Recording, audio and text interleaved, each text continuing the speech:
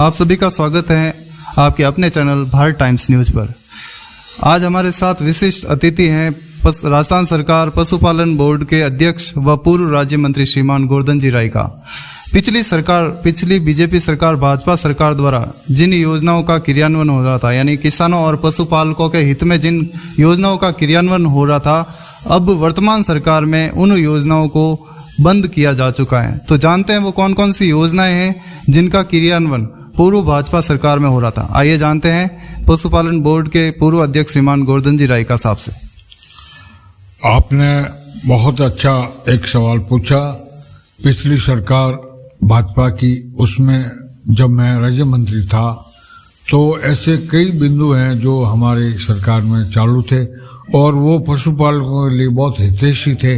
लेकिन वर्तमान सरकार को कांग्रेस की जो राजस्थान की है, मैं बार बार पिछले 2.5 साल से लिख रहा हूँ कि इन समस्याओं के बारे में क्या हुआ।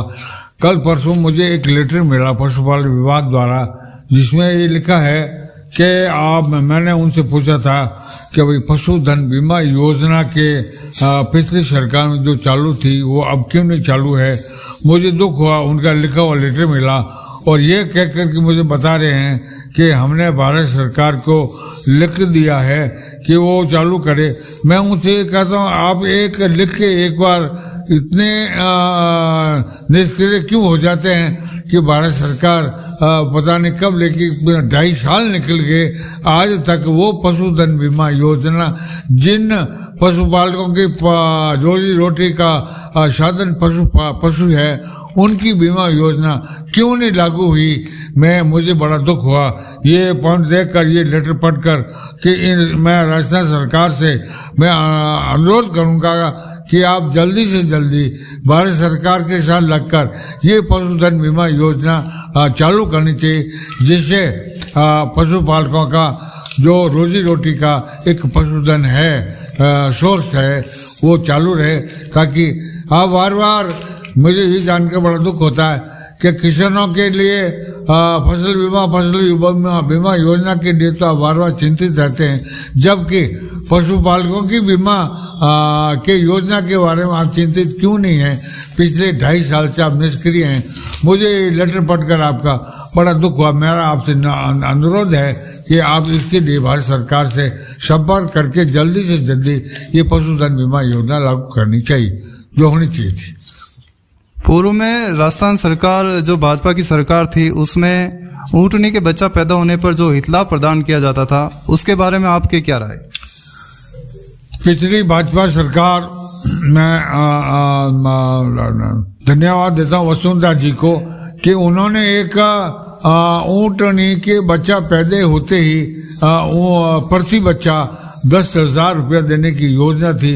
उनका एक ही लक्ष्य था कि ऊँटों की संख्या कम नहीं हो, लेकिन इस सरकार ने उस योजना को भी बंद कर दिया।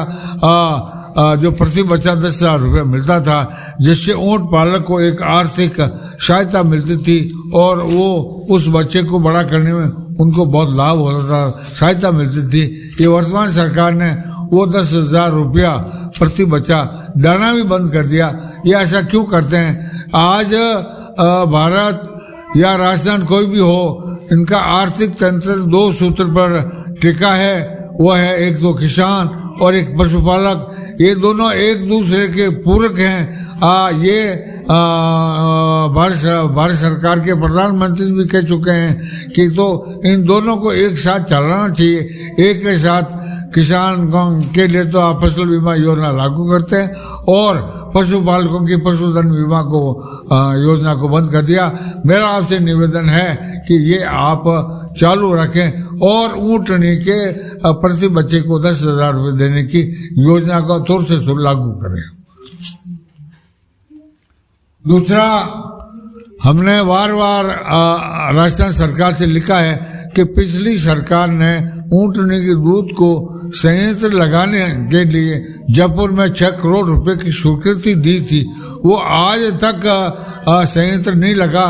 मुझे पता नहीं कौन सी फाइल में वो गुम हो गया, जबकि अगर आज ऊँटनी की दूध का संयंत्र जयपुर में लगता है और उसके जरिए सर्स के जितने भी बूथ हैं उसके जरिए ऊँटनी का दूध अगर विस्तृत होता है, ये ऊँटनी का दूध कई बीमारियों के लिए उपयोगी है, रामबाण है, जैसे डायबिटीज है, जैसे शुगर है, अन्य कई बीमारियां, यहाँ तक कि कैंसर में उपयोगी है।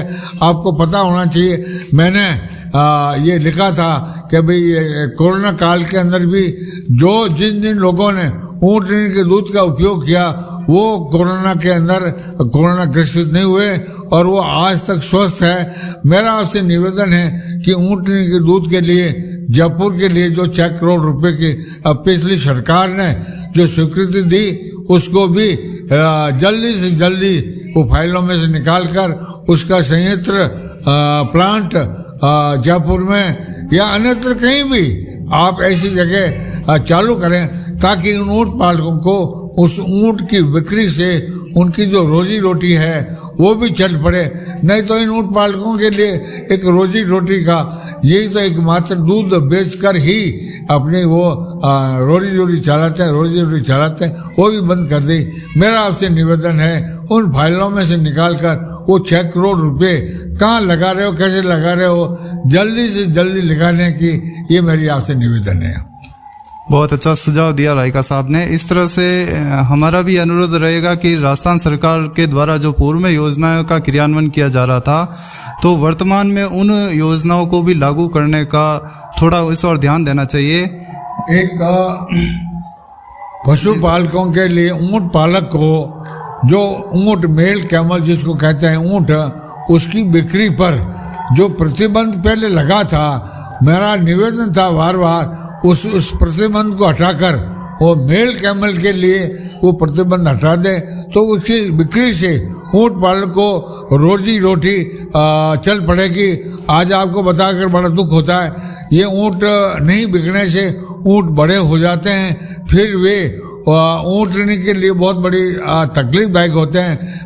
रात के समय में उनको बैठने नहीं देते हैं, कई तरह यहाँ तक कि ऊँट पालक इतने क्रूर हो जाते हैं, कई बार तो ऊँट पालकों के ऊपर भी वो कर देते हैं, हमला कर देते हैं।